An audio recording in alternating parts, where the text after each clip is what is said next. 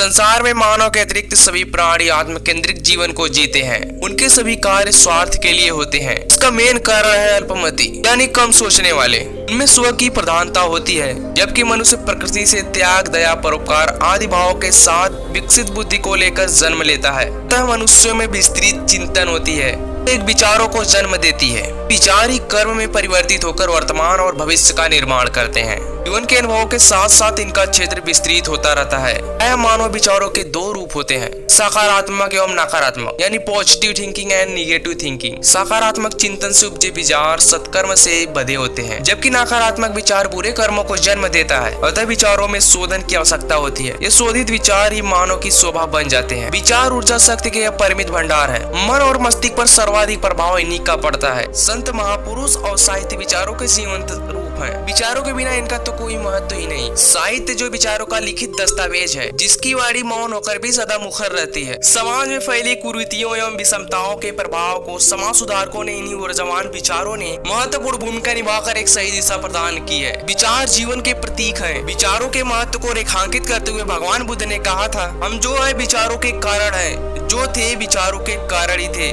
और जो होंगे और विचारों के कारण ही होंगे। इसलिए सामाजिक निर्माण में विचारों की भूमिका अधिक होती है। इसलिए हमें सही विचारों का चिंतन करना चाहिए और नकारात्मक विचारों से बचना चाहिए।